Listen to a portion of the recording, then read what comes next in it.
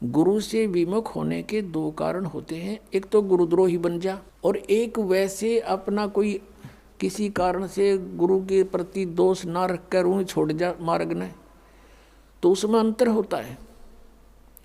गुरुद्रोही जो होते हैं, गुरु में दोष निकाल कर, उस 64 लाख के 64 लाखों ने गुरु जी में दोष नहीं माना था, लेकिन लोक लाज से जाना बंद कर दिया। कुछ एक थे जो उसमें मुखिया से, जो कुछ टाइप के लोग होते हैं जो स्वयं निकम्मे गणे होते हैं, तो वो परमात्मा के विमुख दोष रखा करते थे, तो उनको गुरुद्रोही कहा जाता है।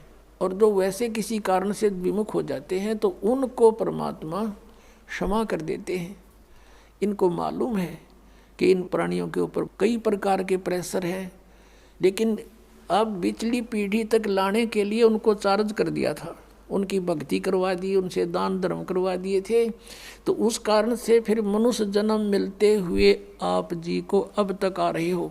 और मनुष्य जीवन से जो आता है प्राणी, और अब भी उसको मनुष्य जीवन प्राप्त है, उसके कर्म भी बहुत अच्छे होते हैं, उसका स्वभाव भी अच्छा होता है, और परमात्मा के बिना वो रह नहीं सकता। तो वो स्थिति आप जी की है। आप कहीं ना कहीं भटक रहे थे भगवान की खोज में, चाहे कर रहे थे कुछ भी, वही यहाँ आ रहे हैं। या बिल्कुल कोई नहीं कर रहा था, वो कोई एक आधा वैसे संस्कार वश ना उसका, तो वो वैसे एक आधा पुण्यकर्मी प्राणी होता है। वो एक आध कहता है जी मैं तो उसे पूजा किसी की नहीं करा करता, और नास्तिक भी नहीं था, तो वो अलग बात है, और वो भी सुखी था। और जो तुम साधनाएं करते थे, ऐसा लगता था जैसे हम ये पूजाएं करते हैं शायद ही नहीं से सुख है, और दुख आने लगे जब वो पूजाएं कोई सहयोग मिला नहीं। तो इस प्रकार हमने इस ज्ञान को भी समझना है और भगवान को भी जानना है। तो अब परमात्मा ने आपको ये ज्ञान साथ दिया है, और इस ज्ञान के आधार से, और पहले हमने जो फॉल पॉइंट हमारे हुए जिससे हम फेल हुए, वो भी याद दुआ रखे थे दास ने। तो ये क्रोथा कांड जो हुआ, इसका कारण यही था कि इस दास ने नकलियां की पोल खोल दी सबकी, और इन लोगों ने अफवाहें फैलवा दी, मंत्रियों की और मुख्यमंत्रियों की, सरकार का सहयोग भी ले लिया, उनको मिसगाइड कर दिया कि वो क्रोधाश्रम में ऐसा होता। समाचार पत्रों में भी ऐसी बूंदी बदनामी कर दी, लेकिन मेरा एक भी बच्चा हमसे दूर नहीं हुआ, क्योंकि वो दास को बहुत गहराई से समझ चुका था। तो इसलिए आज वो जो पहले फेल हुए थे तुम आज पास हो गए। किस कारण से पास हुए? कि आप जी ने परमात्मा को पहचान लिया, आप शिक्षित हैं। वेदों को दिखाया दास ने, गीता जी को दिखाया, पुराणों को दिखाया, अन्य नकलियों के सब आपके सामने इतिहास दिखाए, तो आपको 100% विश्वास हो गया कि कबीर इज गॉड, और हमारे गुरुजी हैं, चाहे कोई कुछ भी कहो। तो इस प्रकार से वो जो पहले हम फाउल हुए थे, ईब ना हुए, तो अब हम पार हो जाएंगे। हमने भगवान को पहचान लिया, कबीर परमात्मा को परमात्मा मान लिया, और ऐसे बिना हम आगे चल नहीं सकते थे। ऐसी बेहुदी अफवाहें फैलाई गई थी समाचार पत्रों के माध्यम से, मीडिया के चैनलों के माध्यम से। यदि अब नया भक्त कोई आया हो और उनको देख ले तो आज भी नफरत हो सकती है उसको, लेकिन मेरे साथ जितने भी लाखों की संख्या में थे, एक भी वापस नहीं हुआ, क्योंकि ये बहुत अच्छी तरह समझ चुके थे। दास ने इनको तोते की तरह पढ़ा रखा था, या बैठा बैठा के, जैसे ही बाप के साथ प्रयत्न हो रहा है। अब जो प्रसंग चल रहा है, जो जन मेरी शरण है ताका हूँ मैं दासी, गेल गेल लाग्या फिरूं जब तक धरती आकाशी। जो बच्चा गौ की नजर में यूं साई को संत, भक्तों के पीछे फिरे यू भक्त वत्सल भगवंत।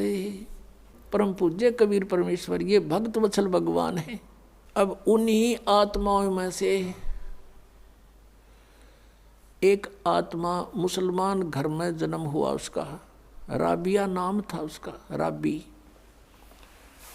अब परमात्मा किसे दयालु हैं, जैसे आपको बहुत बार वेदों के प्रकरण दिखाए हैं। ऋग्वेद मंडल नंबर 9 सूक्त नंबर 86 के मंत्र 26-27 में, ऋग्वेद मंडल नंबर 9 सूक्त 82 के मंत्र 1, 2, 3 में, ऋग्वेद मंडल नंबर 9 सूक्त 96 के मंत्र 16 से 20 में, ऋग्वेद मंडल नंबर 9 सूक्त 1 मंत्र 8 और 9 में, ऋग्वेद मंडल नंबर 9 सूक्त 20 मंत्र 1 में और भी अनेकों स्थानों पर समय आने पर मालिक की दया होगी इन वेदों का एक अच्छी तरह से जो अनुवाद किया जाएगा। तो वेदों में भी लीला लिखी है, भगवान ऐसी लीला करता है। वो परमअक्षर ब्रह्म पूर्ण परमात्मा है, वो ऊपर रहता सतलोक में सचखंड में, और वहाँ से गति करके आता सशरीर, और वो 3 प्रकार से शरीर धारक है। 3 प्रकार के शरीरों से सभी का धारण पोषण करता, सबकी संभाल करता है। एक रूप तो परमात्मा का सतलोक के अंदर स्थिर है, जिसमें करोड़ सूर्य करोड़ चंद्रमा मिला दे एक रोमकूप की इतनी रोशनी है, मनुष्य दृश्य है। और दूसरे टाइप का जो शरीर मालिक धारण करते हैं, नवजात शिशु का रूप धारण करके प्रकट होते हैं किसी तालाब के ऊपर जल पर, इसलिए उसको नारायण बोलते हैं। वो निर्धारित कार्य होता परमात्मा का, किसी संस्कारी हंस वहाँ से कोई उठा ले जाते हैं और वो फिर उस परमात्मा की परवरिश की लीला एक कंवारी गायों से होती है। वो कंवारी गायों का दूध पीते हैं और नहीं पीते हैं, और वो परमात्मा वहाँ से चलकर आते हैं। वो कबीर देव है, कबीर साहब है वो, और अच्छी आत्मा को मिलते हैं, उनको ज्ञान देते हैं। तो इसी आधार से परमात्मा स्वयं भी कहते हैं, गोता मारूं स्वर्ग में जा बैठूं पाताले, कह कबीर ढूंढता फिरूं अपने हीरे मोती लाले। ये खुद भगवान भी कहते हैं। और जिनको परमात्मा मिले वो भी यही बताते हैं, जैसे आदरणीय नानक साहिब जी को मिले बेई नदी पर सचखंड से सतलोक से सतपुरुष आए कबीर देव जी, और उनको बेई नदी से अंतर ध्यान करके सचखंड में लेकर गए, फिर वापस छोड़ा सतलोक से।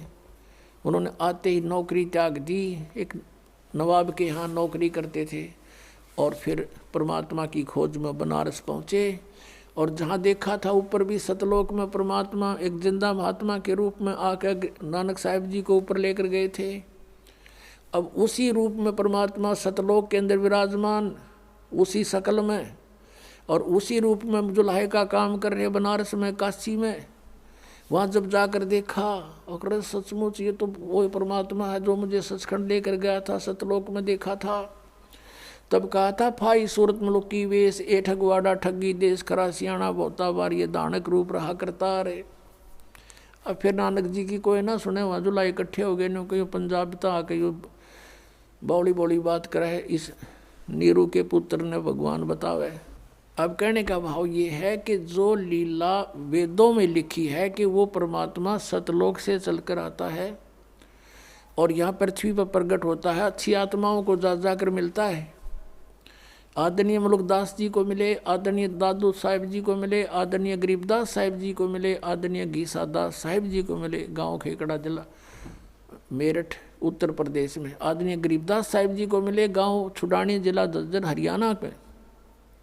और गरीबदास जी ने कहा था कि सर्व कला सतगुरु साहिब की अरियाए हरियाणे नू, तुम कहते हो भगवान हमने पाया है कोई नहीं, निराकार है, मैं कह रहा हूँ हरियाए हरियाणे नू। गरीबदास जी कहते हैं मैं कह रहा हूँ हरियाए हरियाणे नू। परमात्मा यहाँ आए थे हमारे पास जब तक हरियाणा बना भी नहीं था, ज्वाइंट पंजाब था, और शब्द बोले गए हरियाए हरियाणे नू परमात्मा के वचन से, ये अलग क्षेत्र हरियाणा बन गया। नहीं तो आज हम इस वाणी को कैसे स्पष्ट करते कि हरियाए हरियाणे नू, तो ये हरियाणा क्षेत्र बना दिया मालिक ने, बनवाना ही था। ये कहते हैं साध वचन पलटे नीचे पलट जा ब्रह्मांड है।